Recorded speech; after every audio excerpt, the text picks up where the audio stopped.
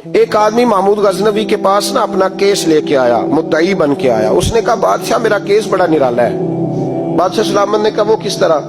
کہنے لگا یہ میرے پاس ایک تھیلی ہے، میں نہ سفر پہ جانے لگا تو یہ تھیلی پوری ہیروں کی بھری ہوئی تھی. فلاں علاقے کے جو قاضی صاحب ہے نا، میں جاتی دفعہ میں کہیں سفر پہ جا رہا تھا تو میں ان کے پاس چھوڑ گیا کہ رستہ لمبا ہے، کہیں کوئی مجھ سے چھین نہ لے، ہیروں کی بھری ہوئی. کچھ دنوں کے بعد میں واپس آیا ہوں، قاضی صاحب نے مجھے تھیلی واپس کی ہے تو اس میں ہیروں کی بجائے کھوٹے سکے نکلے. اب میں نے قاضی صاحب سے کہا ہے تو قاضی صاحب تو میرے گریبان تک آتے ہیں، وہ کہتے ہیں بتا کہیں سے پھٹی ہے، کھلی ہے؟ وہ جس طرح ٹانکے لگا کے تو نے سی تھی اسی طرح لگے ہوئے ہیں کہ نہیں؟ تو حضور لگے بھی بالکل اسی طرح ہے، نہ پھٹی ہے نہ کھلی ہے.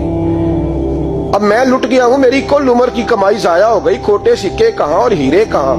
تو مہربانی کریں. اور آپ کی بارگاہ میں اللہ رسول کے نام پر حلف دیتا ہوں کہ میں ہوں بالکل سچا. محمود غزنوی کہنے لگے تو جا، تھیلی چھوڑ جا، اور جب میں تجھے بلاؤں گا پھر دوبارہ آنا. وہ شخص چلا گیا. محمود غزنوی اٹھے، دربار برخاست کیا، لوگوں سے کہنے لگے چلے جاؤ، میں 3 دن کے لیے سیر کرنے جا رہا ہوں، 3 دن کے بعد لوٹوں گا. اکیلے جب رہ گئے نا محمود دربار میں تو محبوب نے چھری منگائی.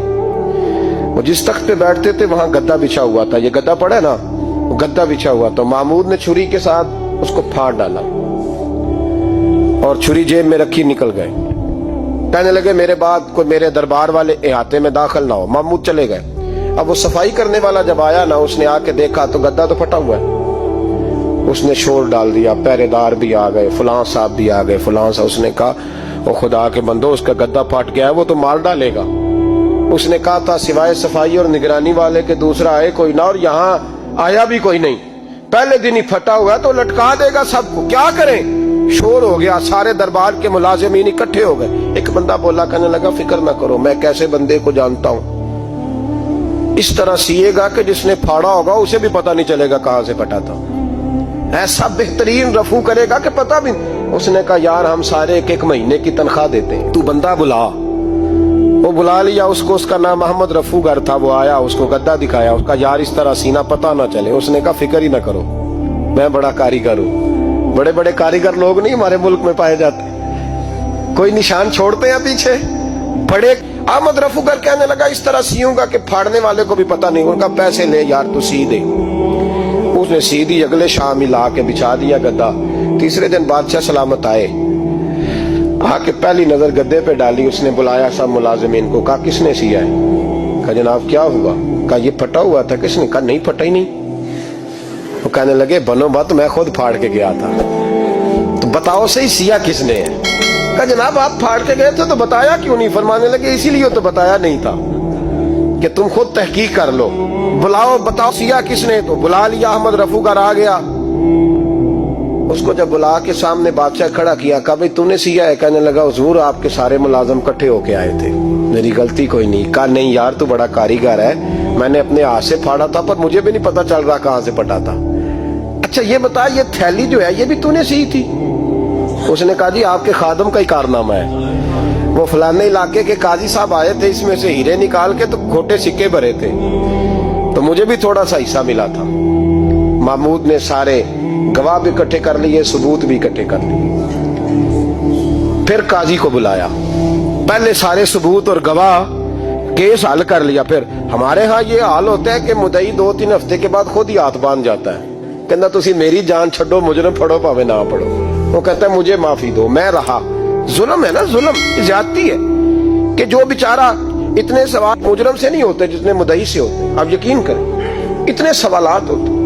سارے ثبوت اکٹھے کر کے قاضی صاحب کو بلایا، تنہائی میں لے جا کے. محمود غزنوی نے کہا قاضی صاحب آپ سے غلطی ہو گئی، غریب آدمی تھا، وہ لٹ گیا ہے، اس نے تو بڑی مشکل سے کچھ ہیرے جمع کیے تھے اور اس کی کل کائنات تھی، تو آپ اس کا مال اسے دے دیں، بات ختم. قاضی صاحب کہنے لگے آپ مجھ پہ الزام لگا رہے ہیں، سوال ہی نہیں پیدا ہوتا.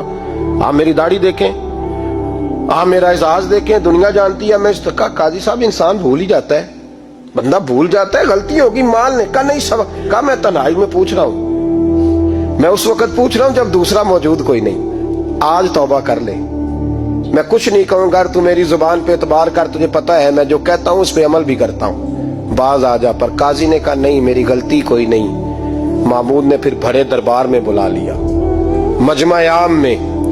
मोहलत के दिनों में जो तौबा कर ले वो बच जाते हैं, लेकिन लोग रुस्वानियों के दिनों में फिर वापस लौटते हैं अगला घर देख के, फिर हालात और तरह के हो चुके होते हैं। जब बड़े दरबार में काजी को बुलाया, भाई तू मानता है कि नहीं? उसने कहा नहीं। तो कहा बुलाओ अहमद रफूगर को। जब अहमद रफूगर आया तो बूढ़े काजी की टांगें कांपने लगी, जुमले टूटने लगे, लफ्ज जमीन पर गिरने लगे, बात सही नहीं होती, जुबान लड़खड़ाने लगी। महमूद कहने लगे, काजी मैंने तुझे कहा था वहां मान जा बात, अब बड़े दरबार में बोल। तो जब काजी साहब की गर्दन खुद ब खुद झुक गई तो दुनिया समझ गई। कहा निकल जा मेरे दरबार से। महमूद बोले निकल जा, इतनी तुझे इज्जत दी, इतनी बड़ी तनख्वाह दी, काजी बनाया, और ये थोड़ी सी रकम के लिए, थोड़ी सी रकम के लिए तू बददियानत हो गया, चल चला जा, निकल। काजी दरबार से निकला तो लोग लानते बरसाने लगे। कल जो दुकानें छोड़ के सलूट करने आते थे वो कहने लगे इसकी उम्र देखो, इसके काम देखो, देखो इसने क्या किया। घर गया, बच्चे जिनके लिए पाप कमाया था, जिन्ना ली तू पाप कमाए हुन किथे नहीं हो तेरे घर दे। वो बच्चे कहने लगे अब्बा जी हम तो स्कूल मदरसा जाने के काबिल नहीं रहे, उम्मीद थी कि बीवी साथ देगी।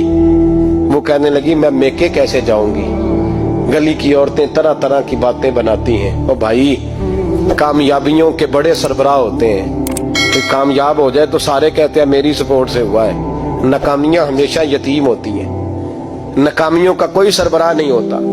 जब तक तो काजी था तो बड़े बात थी, हर बंदा कहता था रिश्तेदार है, और रुसवाई हो गई तो वो तेरी आंख हो या संगे मलामत की चुभन। कौन पहुंचा है मेरे दर्द की गहराई तक, दौरे शोहरत में तो यारों ने किया याद बहुत, साथ आया ना कोई कूचे रुसवाई तक।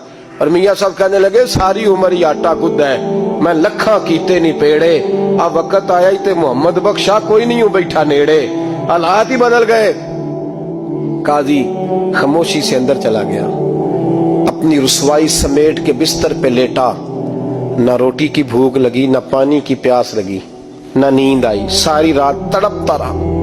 सवेरे घर वालों ने दरवाजा खोला तो रूह परवास कर गई थी, दुनिया छोड़ गया। हजरत अबू नूर अलैहि रहमा बोले, फरमाने लगे याद रखो कभी बददियानती न करना, कभी। ये तो महमूद गजनवी की अदालत थी, कयामत में रब करीम की अदालत लगेगी। और फरमाया वहां तो गवाही देने वाला अहमद रफूगर था, कयामत में तो तुम्हारे अपने हाथ पैर गवाहियां देंगे, हमारा अपना वजूद गवाही देगा। और फरमाया यहाँ तो लानते दुनियादार बरसाते थे, वहां फरिश्ते होंगे। और काजी को तो मौत आ गई थी, कयामत में तो दोबारा मौत भी कोई नहीं आएगी, वहां तो रहना है और सहना है।